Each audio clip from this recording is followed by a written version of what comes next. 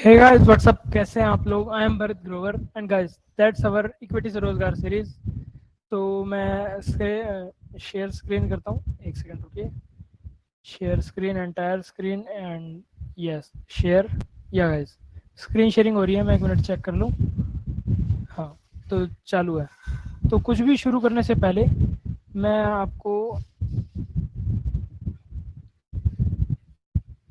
First of all तो disclaimer दे देता हूँ कि यार कोई ये बाय सेल रिकमेंडेशन नहीं है। इसमें अगर कोई भी स्टॉक्स की बात की जा रही है तो सिर्फ और सिर्फ एजुकेशनल पर्पसेस के लिए है। ये कोई भी बाय सेल रिकमेंडेशन नहीं है और ना ही मैं सेबी रजिस्टर्ड हूँ। मैं NISM सर्टिफाइड जरूर हूँ बट सेबी रजिस्टर्ड नहीं हूँ। सो बाय सेल रिकमेंडेशन बिल्कुल नहीं है एंड किसी का सुन के ट्रेड करना भी नहीं चाहिए यार, ठीक है। सो यहाँ पर मैंने चार्ट खोल लिया, निफ्टी का खुला हुआ है फिलहाल। निफ्टी जैसे मैंने कहा था कि 13 मई से, ये मिड मई से एक कंसोलिडेशन के फेज में फंस चुकी है, मतलब एक नेक्स्ट फेज शुरू हो चुका है। ओवरऑल मतलब किसी भी मार्केट के 4 स्टेजेस होते हैं अगर डाउ थ्योरी के बेस पे देखा जाए, या फिर मतलब मार्क मिनरविनी जो हैं, जो ट्रेडर हैं, काफ़ी US के बड़े प्रसिद्ध ट्रेडर हैं, प्रोफेशनल है, ठीक है।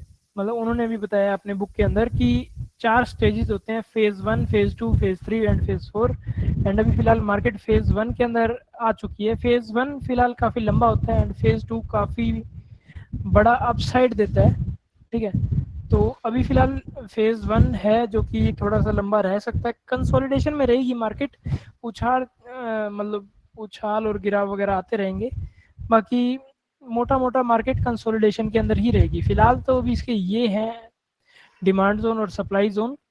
एंड क्या निफ्टी अभी सेफ है? तो सबसे पहले हम अपना लगाएंगे अपना इंडिकेटर। इसे मैं एक बार रीसेट कर लेता हूँ। अगर आप शुरुआत में फर्स्ट टाइम इसे लगाएंगे तो आपको कुछ ऐसा देखने को मिलेगा। मैं टेबल को बड़ा कर लेता हूँ। टेबल को बड़ा करने से आपको यहाँ पर टेबल है जो अच्छे से दिखने लगेगी, ठीक है। तो फिलहाल तो निफ्टी के अंदर डेली चार्ट के ऊपर बियरिश मोमेंटम चल रहा है, मतलब हल्की हल्की मंदी चल रही है। कि हम कह सकते हैं कि मोमेंटम जो है शॉर्ट टर्म में, लॉन्ग टर्म में एंड मीडियम टर्म में सब बियरिश हो चुके हैं। लेकिन पावर स्टिल बुल्स के हाथ में। यहाँ से आप देखेंगे कि पावर किसके हाथ में? बुल्स के हाथ में। तो हमें क्या खेलना चाहिए, मतलब इसके अंदर क्या काम करना चाहिए? तो जो इंडियन मार्केट है उसके अंदर हमें मतलब हमें बाय करके फिर सेल करना चाहिए, मतलब बाय साइड में, बुल्स की साइड में हमें ट्रेड करना चाहिए।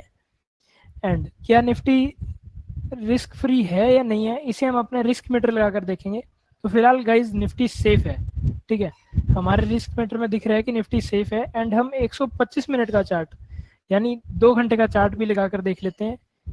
तो जी हाँ गाइज, भले इसके अंदर मोमेंटम बियरिश हो रहा है, शॉर्ट टर्म में थोड़ा सा नीचे जा रहा है, ट्रेंड भी बियरिश हो चुका है, बट क्या सेफ है या नहीं है कि एकदम से मार्केट के अंदर कुछ हो तो नहीं जाएगा फिलहाल? तो यार अभी निफ्टी तो सेफ है, ठीक है। अगर हम 30 मिनट का चार्ट लगा कर देखें, 30 मिनट में भी हमें देखने को मिलेगा कि हाँ निफ्टी सेफ है। 30 मिनट में फिलहाल पावर बियर्स के हाथ में है लेकिन निफ्टी स्टिल सेफ है। एंड हम डेली चार्ट में चलते हैं, ठीक है। ये ड्रॉ डाउन रिस्क है कि भाई गिरने के चांसेस कितने ज़्यादा रहते हैं। तो स्टिल निफ्टी तो सेफ है। एंड बात करते हैं हम हमारे ट्रेडिंग अकाउंट की कि भाई क्या चल रहा है। मैं दिखाता हूँ, मैं यहाँ से अपना ट्रेडिंग अकाउंट भी खोलता हूँ जीरोधा का।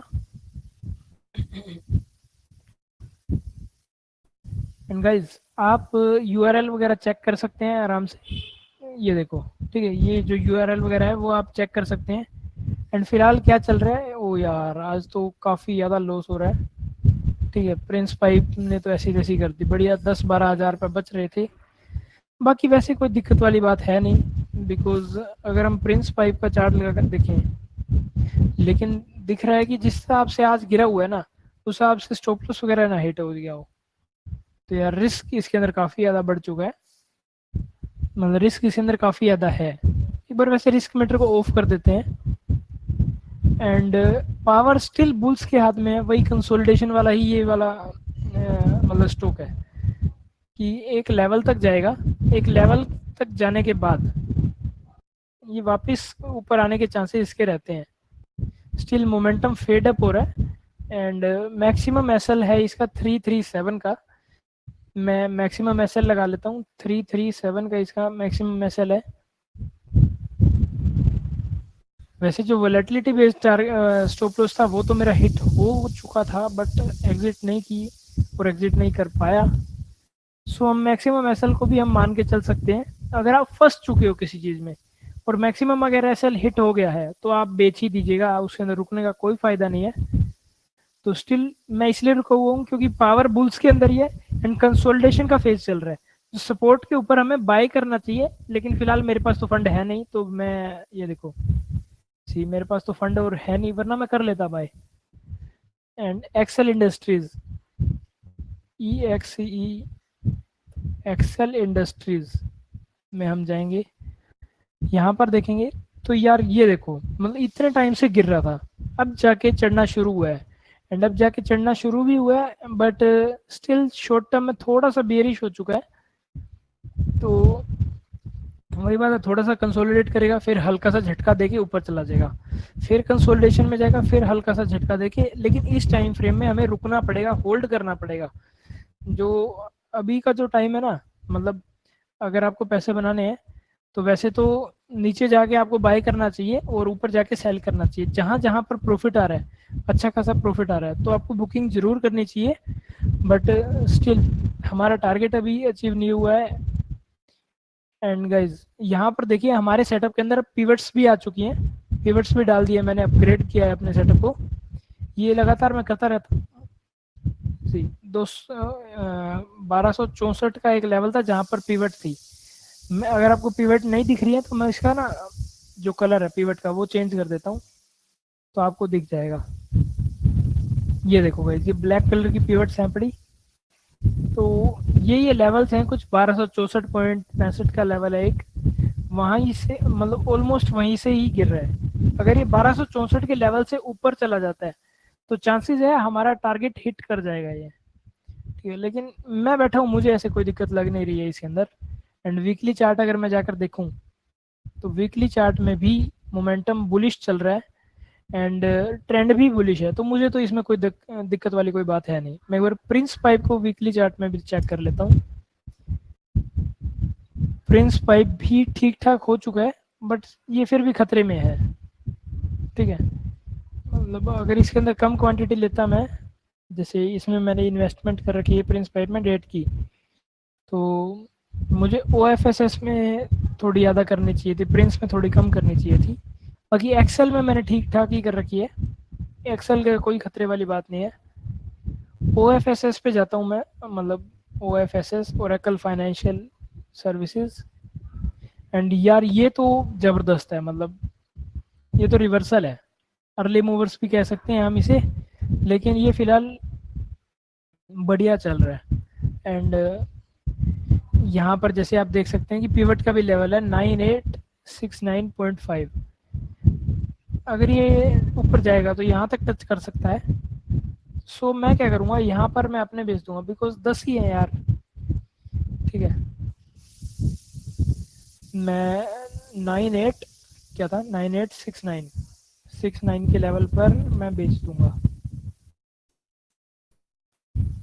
या एक काम करते हैं इसके अंदर जेटीटी लगा देते हैं, मतलब जब भी आएगा तब बिक जाएगा।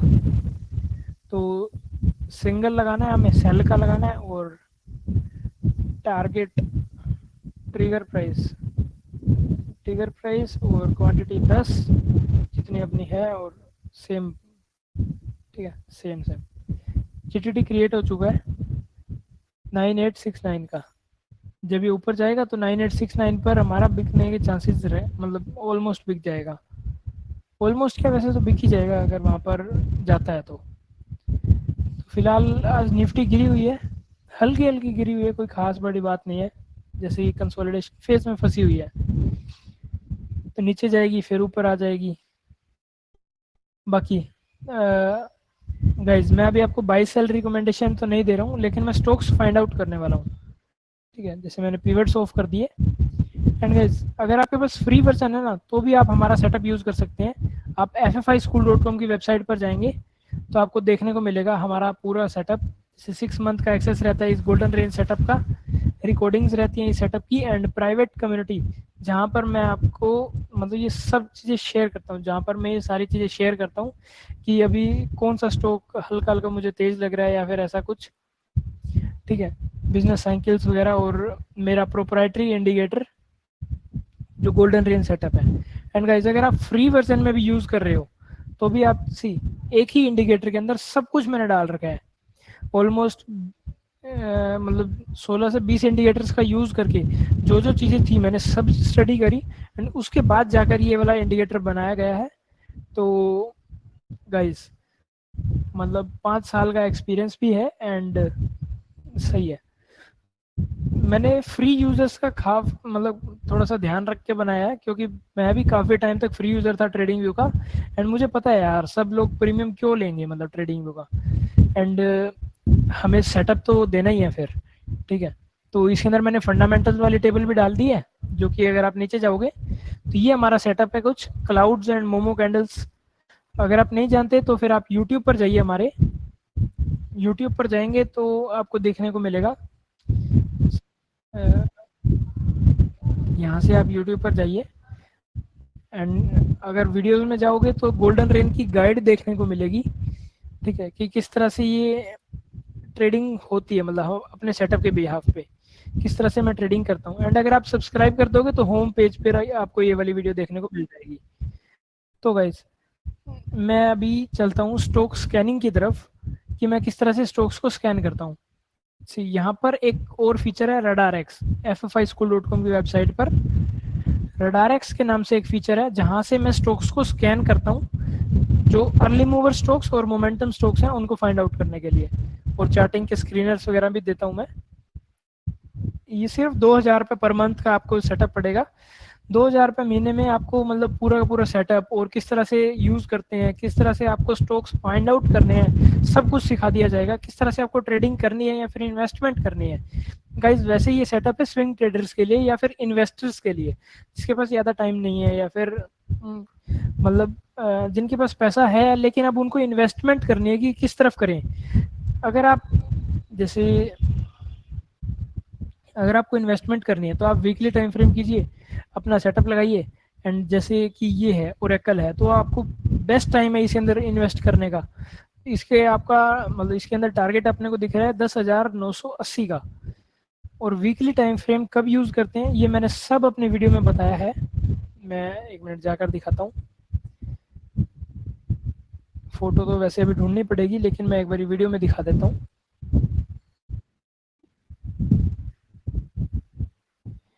एक सेकेंड रुकिए जरा, एंड पीपीटी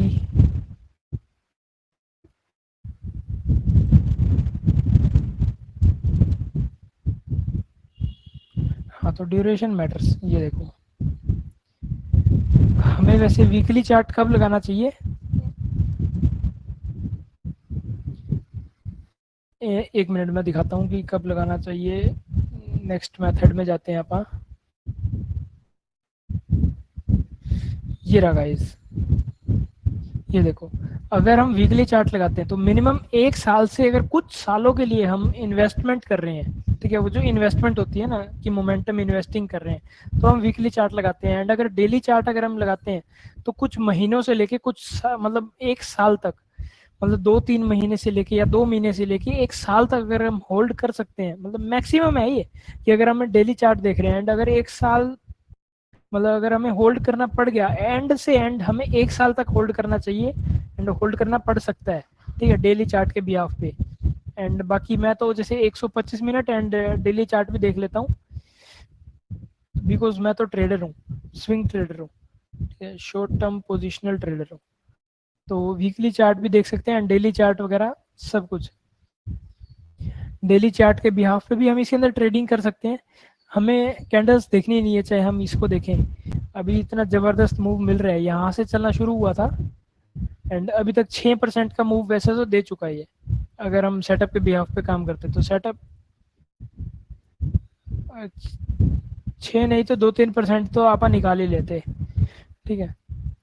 तो चलते हैं हम अपने स्कैनर की तरफ, पाइन स्क्रीनर की तरफ। सबसे पहले मैं निफ्टी के 1000 स्टॉक्स के अंदर से स्कैनिंग करके दिखाऊंगा कि, और मैं 2 मेथड के यूज करूंगा।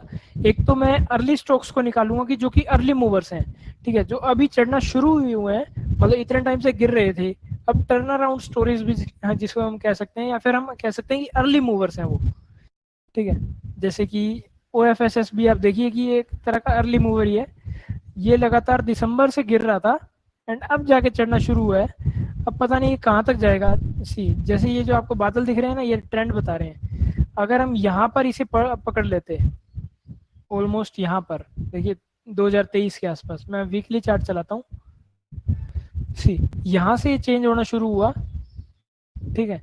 अगर हम यहाँ से पकड़ लेते तो ये देखो कितना बड़ा इसके अंदर मूव आ सकता है, आने को है, ठीक है। तो मूव जितना मर्जी आप समझ के चलो कि आ सकता है, बीच बीच में अप डाउन होता रहेगा, वो तो कोई खास बड़ी बात है नहीं। बाकी ये अर्ली मूवर्स हैं, इनके अंदर टाइम लगेगा एंड मोमेंटम वाले में थोड़ा कम टाइम लगता है कि मोमेंटम आ ही रहा है और उसके अंदर एंट्री करो और फटाफट मोमेंटम जब आ जाए तब एग्जिट कर दो। तो मैं आपको दोनों स्टॉक्स फाइंड आउट करके दिखाऊंगा। तो हम चलते हैं अपने ट्रेडिंग व्यू के पाई स्क्रीनर में एंड हमने लगा लिया अपना इंडिकेटर रडार एक्स। तो मैं 1000 स्टॉक्स में से फाइंड आउट करके दिखाऊंगा। सबसे पहले तो जो मेरी लिस्ट बनी हुई है मैं उन्हें डिलीट कर लेता हूँ, अर्ली मूवर्स वाली या फिर रेड लिस्ट जो कि मोमेंटम की लिस्ट है।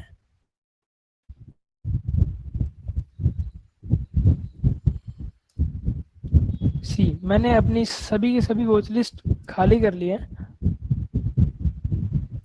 एंड रेड लिस्ट वगैरह को मैं सबको खाली कर लेता हूँ एक बार। ग्रीन लिस्ट तो चलो अपनी पर्सनल है ही है, ठीक है। तो मैं क्या करूँगा, अपना रडार एक्स के अंदर वीकली टाइम फ्रेम पर मैं कोम्बो 1 लगाऊंगा।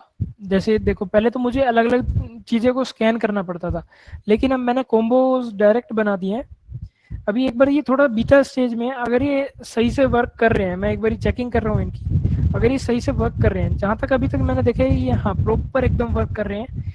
अगर ये एकदम सही से करते रहे तो मैं इसे अप साइड में मूव कर दूंगा। सी जैसे अभी ऊपर है बुलिश स्कोर वगैरह है ना, तो मैं यहाँ पर ऊपर कॉम्बोज मूव कर दूंगा और सिंपल सिंपल कंडीशन जो बाकी सारी जो मतलब स्पेसिफिक कंडीशन है उसको थोड़ा सा डाउन साइड में मूव कर दूंगा। तो हमें कोम्बो 1 कोम्बो 2 लगाने में आसानी रहेगी। जैसे कोम्बो 1 का फेज 1 और कोम्बो 2 का फेज 2, मतलब कोम्बो 1 का ही फेज 2। जैसे हमने लगाया कोम्बो 1 का वीकली टाइम फ्रेम पर हमें स्कैन करना है। ये वीकली टाइम फ्रेम पर फेज 1 है, मैंने बाय द वे लिख भी दिया है कि ये वीकली टाइम फ्रेम के लिए है और फेज 2 है डेली टाइम फ्रेम के लिए। कोम्बो 1 के अंदर फेज 1 रन करने के बाद जो स्टॉक्स आते हैं मैं उन्हें क्या करूंगा, वीकली रडार एक्स की लिस्ट में डाल लूंगा एंड जो स्टॉक्स बच जाएंगे, मतलब जो 162 स्टॉक्स निकले हैं 1000 स्टॉक्स के अंदर से, अब मैं उनके अंदर अपना डेली टाइम फ्रेम वाला फेज रन करूंगा। ओ सॉरी, यहाँ पर मैंने टाइम फ्रेम चेंज नहीं किया, ये गलतियों को अपने को सुधार करनी है। यहाँ से देखिए सिर्फ 8 स्टॉक्स ऐसे हैं जो कि हमारे अर्ली स्टॉक्स हैं या फिर अर्ली मूवर्स हैं, ठीक है। तो अब एक काम करता हूँ, मैं अभी कोम्बो 2 का यूज करता हूँ निकालने के लिए। कोम्बो 2 का फेज 1 और फेज 2 हम निफ्टी के अंदर स्कैन करेंगे, निफ्टी के मेजर स्टॉक्स के अंदर। तो हमने अर्ली मूवर्स जो स्टॉक्स थे वो तो स्कैन कर लिए, बस इतना ही काम था कि फेज 1 रन करो वीकली टाइम फ्रेम में एंड फेज 2 रन करो डेली टाइम फ्रेम में, तो आपके स्टॉक स्कैन होके आ जाएंगे। एंड दूसरा, जब भी आप स्कैन करो उसके बाद जो वीकली टाइम फ्रेम वाली लिस्ट थी ना उसको एक बार ब्लैंक कर लो वॉच लिस्ट को, बिकॉज हम नेक्स्ट कॉम्बो को रन कर सकें। सी अभी हमारी वीकली जो लिस्ट है वो एकदम ब्लैंक है एंड 1000 स्टॉक्स के अंदर हमने रडार एक्स लगाया, उसके अंदर हमने टाइम फ्रेम चूज किया weekly time frame and combo 2 है हमारा ये मोमेंटम निकालने के लिए, मोमेंटम के स्टॉक्स निकालने के लिए एंड जस्ट स्कैन। यहाँ से स्कैन करने के बाद 224 ऐसे स्टॉक्स हैं जो कि फेज 1 में पास हो चुके हैं, इन्हें हमने डाल लिया वीकली वॉच लिस्ट के अंदर। नाउ यहाँ से हम डेली टाइम फ्रेम पर फेज 2 रन करेंगे। ठीक है, मतलब जो 201 स्टॉक्स निकले थे ना, जो हमने वीकली वॉच लिस्ट में डाल लिया था, अभी हम वीकली लिस्ट के अंदर से ही अपना फेज 2 रन कर रहे हैं। 23 स्टॉक्स ऐसे आ चुके हैं, 23 स्टॉक्स ऐसे आए हैं जो कि हमारी रेड लिस्ट के अंदर आएंगे, मतलब मोमेंटम की स्टॉक्स लिस्ट के अंदर आएंगे। सी, अब इन सभी स्टॉक्स, ये जो 23 स्टॉक्स आए हैं, इनके अंदर बढ़िया मोमेंटम है। इनके अंदर अगर हम कुछ करना चाहें तो कर भी सकते हैं। बाकी यार कोई भी बाय सेल रिकमेंडेशन नहीं थी, वैसे भी आपको पहले भी बता रहा हूँ। ये देखिए,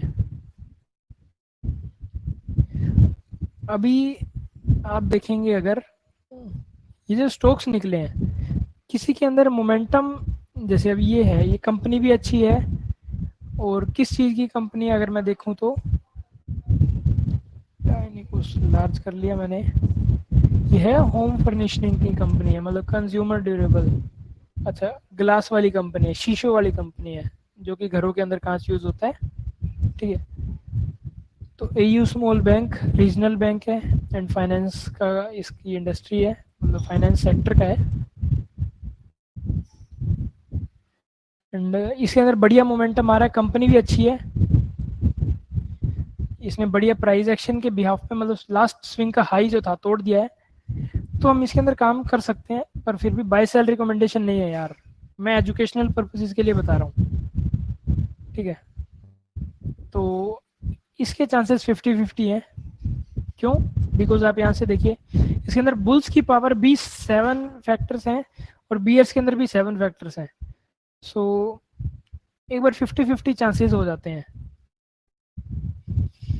लेकिन हम अगले पे चलते हैं, डीसीएम। ये काफ़ी अच्छा है, लेकिन अभी रिस्क रिवॉर्ड अभी फेवरेबल नहीं है। नेक्स्ट में चलते हैं, डायनामिक टेक्नोलॉजीज।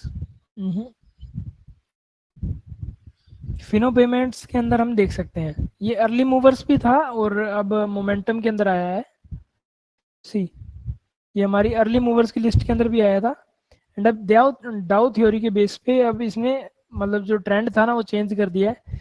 अब चांसेस है कि ऊपर ही जाए, ये मोमेंटम लगातार आ रहा है। मैं अपने सेटअप को थोड़ा सा एक्सेलरेट करता हूँ, XLR8। ठीक है, सो देखिए ऊपर भी बैकग्राउंड आ चुका है, तो ऊपर का बैकग्राउंड भी ग्रीन है, नीचे का बैकग्राउंड भी ग्रीन है, एंड क्लाउड्स भी ग्रीन है। एंड यहाँ पर एक ऑरेंज कलर की लाइन भी आ चुकी है। ऑरेंज लाइन जहां जहां पर फ्लैट हो जाती है, वहां वहां पर एक मेजर रेजिस्टेंस या फिर मेजर सपोर्ट होता है। ठीक है, सो जैसे यहाँ पर ये फ्लैट हुई, तो चांसेस हैं ये एक बार यहाँ पर रुक जाए। सो हम इसका टारगेट मान सकते हैं ये। ठीक है, ये इसका टारगेट हो सकता है 318 का। मैं इसके अंदर टारगेट डाल देता हूँ, मुझे बढ़िया लगा वैसे stock.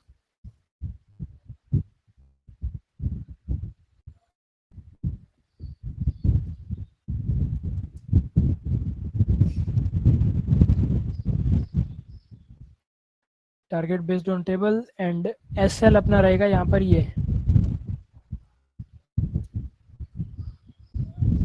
Based on table SL रहेगा इसके अंदर 281 का।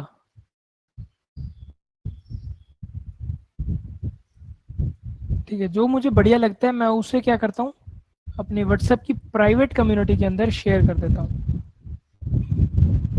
ये मुझे बढ़िया लगा, मैं क्या करूँगा,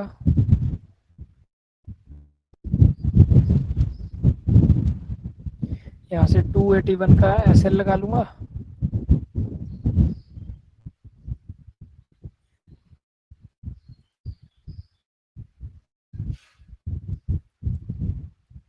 लाइन को ब्लैक करके या रेड करके,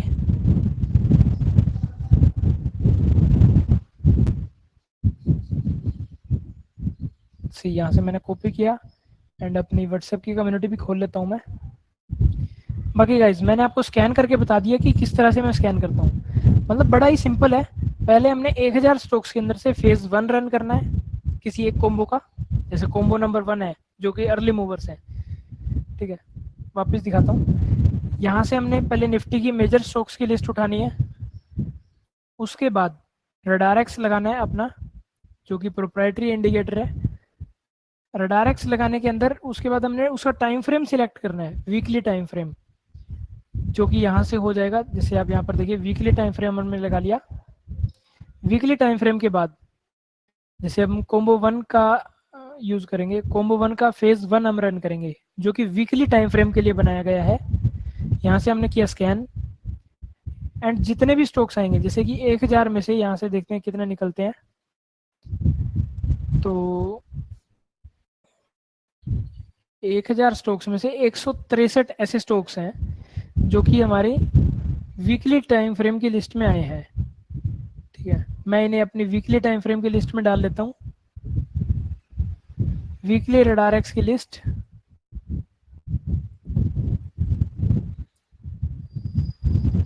यहाँ से मैंने इसे वीकली रडार एक्स की लिस्ट में डाल लिया। एंड नाउ जो हमने वीकली रडार एक्स की लिस्ट में ऐड किए हैं स्टॉक्स, जो कि 163 हैं, तो अब मुझे क्या करना है, इन 163 के अंदर फेज 2 चलाना है। ठीक है, उसके अंदर डेली टाइम फ्रेम पर, एंड दैट्स इट, स्कैन, बस हो गया। तो हमारे 8 स्टॉक्स ऐसे निकल चुके हैं जो कि अर्ली मूवर्स हैं, रिस्की भी हो सकते हैं ये, लेकिन अगर ये पैसा देंगे तो बढ़िया वाला पैसा देंगे। इसी में रुकना भी पड़ेगा, होल्डिंग करनी पड़ेगी, बिकॉज यार ये अर्ली मूवर्स है। जो आप कहते हो ना कि पहले नहीं पकड़ पाते, तो यार आप इसके अंदर पहले पकड़ सकते हो। अगर आप सोच के देखो, वीकली अगर मैं टाइम फ्रेम लगाऊं, तो ये ऐसे स्टॉक्स हैं जो कि अभी घूमना शुरू ही हुए हैं। जैसे कि ये देखो, ये हैप्पीएस्ट माइंड है। मैं अपना एक बारी सेटअप को ऑफ कर लेता हूँ। इसका नॉर्मल सा चार्ट देखो यार, नॉर्मल सा चार्ट अगर आप देखोगे कि प्राइस एक्शन के बिहाफ पे भी ये हर बार गिर जाता था। ठीक है, लेकिन अब इसने एक बढ़िया ब्रेकआउट दे दिया है। और अगर आप डेली टाइम फ्रेम पर देखेंगे, अब जाके वैसे ही सपोर्ट के ऊपर आ रहा है। मतलब एक बारी ब्रेकआउट देखिए, रेजिस्टेंस पे आ रहा है, सॉरी सपोर्ट पे आ रहा है, रिटेस्ट कर रहा है जिसको बोलते हैं। रिटेस्ट करने के बाद अगर ये वाला लेवल भी तोड़ देगा, मैं यहाँ पर अलर्ट लगा देता हूँ, क्रॉसिंग अप। ठीक है, दैट सिंपल यार, ट्रेडिंग कोई मुश्किल है नहीं। तो इस तरह के स्टॉक्स निकलते हैं जो कि अभी चलना शुरू ही हुए हैं, मतलब शुरू ही हुए हैं। तो इतना सिंपल ही है यार। मैं अब अगर अपना सेटअप लगा कर दिखाऊं तो आपको समझ में आएगा कि इसके अंदर मोमेंटम तो है, लेकिन पावर अभी न्यूट्रल है, किसी के हाथ में पावर नहीं है। ठीक है, तो इसका पहला टारगेट क्या हो सकता है, 711 का टारगेट हो सकता है as per daily time frame. That's it यार, आज के लिए बस इतना ही। अब हम मिलेंगे अगली वीडियो में। जय हिंद, जय भारत।